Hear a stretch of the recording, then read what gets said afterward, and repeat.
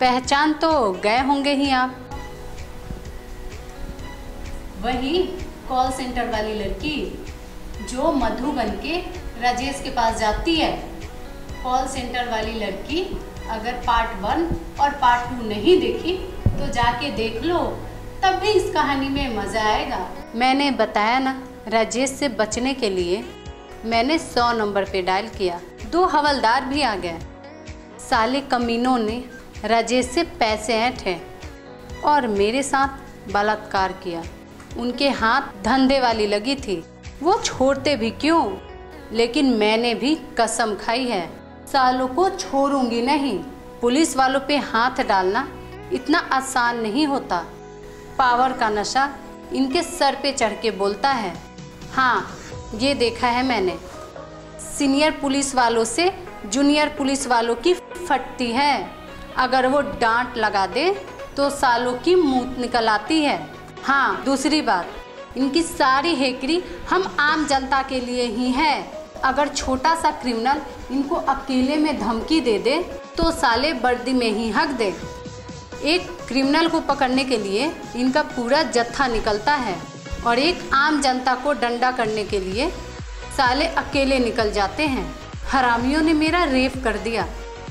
Ladies police के हवाले करता, FIR दर्ज करवाता, कोर्ट लेके जाता, लेकिन नहीं, साले ने एक थप्पड़ मारा और बोला नंगी हो जाओ। मैं इसी फिराक में थी कि कैसे इन सालों के पिछवाड़े में डंडा घुसेरूं, किसी क्रिमिनल के पास जाऊं या किसी सीनियर पुलिस ऑफिसर के पास। और फिर सोची कहीं पुलिस वाला भी माँ की आंख ना निकले, मुझे देखकर कहीं उसका कच्चा भी बगावत ना कर बैठे। और क्रिमिनल तो क्रिमिनल होता है। मैं अपने घर, मोहल्ले और ऑफिस में एक निहायत ही शरीफ लड़की हूँ और रहना भी चाहती हूँ। मुझे समझ नहीं आ रहा था कि मैं क्या करूँ। अचानक से एक दिन वही हवलदार मेरी ऑफिस में रिश्तेदार बन के आ गया। अब मेरा दिमाग तेजी से काम करना शुरू किया। मैं उसको माइंड गेम से बजाने वाली थी। अचानक से उसका कॉल आया। हेलो। कांस्टेबल जमील बोल रहा हूँ। पहचान लिया? अरे तुमसे ही नंबर लेके तो आया था। हाँ, पहचान गई मैं। तुम दोनों ने मिलके मेरी बुरी तरह बलात्कार किया था। पूरे हफ्ते चीख चीख के उठी थी मैं। फिर कहीं वैसा ही तो नहीं करोगे? पागल हो रही है क्या तू? अरे वो वक्त कुछ और था, अब तो तुमसे आशिकी हो गई है, इसीलिए तो बुला रही हूँ। वो दूसरा भी तेरे साथ रहेगा क्या? ना कर दे, उसे फटकने भी ना दो। देखो जमील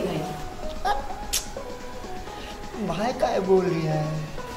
अरे बुआ की बेटी समझ लो, कबूल करते ही शोहर बन जाओगे। अच्छा, बहुत समझती है तुम। तू तो हिंदू है।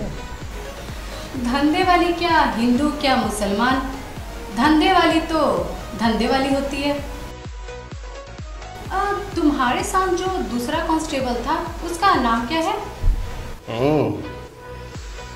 दीपक धांडा नाम है उसका, बहुत शरीफ है। अरे वो तो तू हत्थे चढ़ गई थी, इसीलिए बहती गंगा में हाथ धो लिया। बहुत अफसोस कर रहा था। अगर तुम्हारी इजाजत हो तो बुला लो उसे। आराम आराम से, समझ रही हो ना मैं क्या कह रहा हूँ? हाँ समझ रही हूँ। मुफ्त में आना पड़ेगा क्या?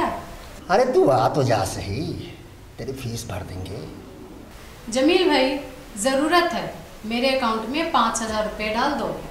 तो पुलिस वाले से भी एडवांस मांगेगी क्या? वर्दी के अंदर आदमी ही हो ना जमील भाई। फिर जमील भाई, देख मैं एडवांस देने वाला नहीं हूँ। हाँ, लेकिन तू यदि आई तो मैं तुम्हें खाली हाथ भी जाने नहीं दूंगा। फिर रहने दो, मैं नहीं आती। तो पुलिस को मना कर रही है? एक दरोगा बाबू भी मेरे ग्राहक है। कौन दरोगा? कौन दरोगा? धंधे का उसूल है, मैं उसूल नहीं तोड़ूंगी। 5000 मेरे अकाउंट में डाल दे, मैं आ जाती हूँ। बड़ी कुत्ती चीज है तू। ला अकाउंट नंबर भेज। SMS करती हूँ अभी। कमीना, उसको तो पता भी नहीं है कि मैं उसकी बातचीत रिकॉर्ड कर रही थी। मैं ये सोच रही थी कमीने को अपने मनपसंद जगह पे बुलाऊं और CCTV कैमरा लगा के फिल्म बनाऊं, लेकिन वर्दी वाले इतने बेवकूफ़ नहीं होते। अगर मैं उसको कहीं बुलाती तो उसको शक हो जाता। लो, मैसेज भी आ गया। मेरे अकाउंट में 5000 रुपये डलवा भी दिए। अब तो मुझे जाना ही होगा।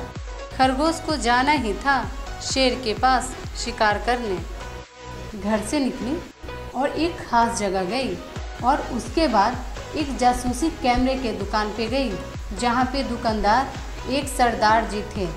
उन्होंने मेरे बालों में, ब्रा में, जूतों में, थैले में और हर जगह कैमरा फिट कर दिया और उन्होंने कहा थैला वहाँ रखना जहाँ से बिस्तर दिखे, बाकी उस हवलदार की कब्र तो तेरे बालों में लगे कैमरे ही बना देंगे। तो मैं पहुंची हवलदार जमील के पास।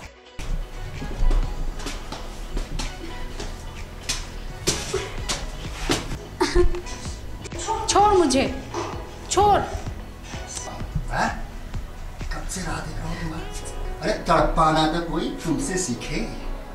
जबरदस्ती करेगा तू मेरे साथ? हरामजादी, पैसे लेके आई है तू धंधे वाली और मुझे लात मारेगी। काट के खा जाऊंगा मैं। चल चल ऊपर जाकर चुपचाप लेट जा। चल। तेरे साथ सोए मेरी जूती है।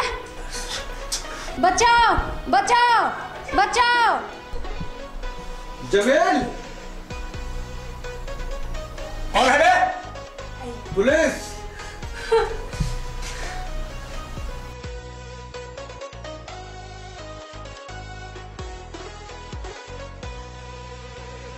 वो पुलिस वाले इसीलिए आए थे कि मैं जमील की रिकॉर्डिंग पुलिस वालों को सुनाई थी और मैं ये भी बोल के आई थी कि मैं जमील से मिलने जा रही हूँ। एक पुलिस वाला कमीना तो मुझे वहीं दबोचने वाला था। मैं भी बोल दी कि मैं जमील की रिकॉर्डिंग कुछ पत्रकारों को दे दी हूँ, फिर उसकी फटी। इधर पुलिस को देख के जमील की मिट्टी पलीत हो गई। सच में उसका पतलून गीला हो गया। दरोगा ने वहीं पे उसको खींच के चाटा दिया और मुझे बोला तुम निकलो, मैं इसे देख लूँगा। मैं समझ गई पुलिस हवलदार को बचा रही है। मैं वहाँ से चली आई। लेकिन आप ये सोच रहे होंगे कि मेरे बालों में और थैले में लगे हुए कैमरे का क्या हुआ।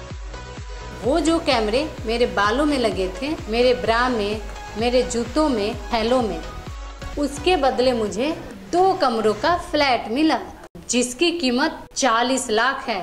उस कैमरे से ली हुई तस्वीर मैंने हवलदार की घरवाली को दिखा दिए। हवलदार को नौकरी भी नहीं छोड़नी थी, जेल भी नहीं जाना था और परिवार को भी नहीं छोड़ना था, जिसके लिए ये सौदा महंगा नहीं था। आजकल किराए के मकान में रह रहा है कमीना, उसके लिए ये सज़ा काफ़ी नहीं है। और दूसरा कमीना बलात्कारी धांधा, उसको भी नहीं छोड़ना है। परी हूँ मैं, सपनों में भी आ सकती हूँ।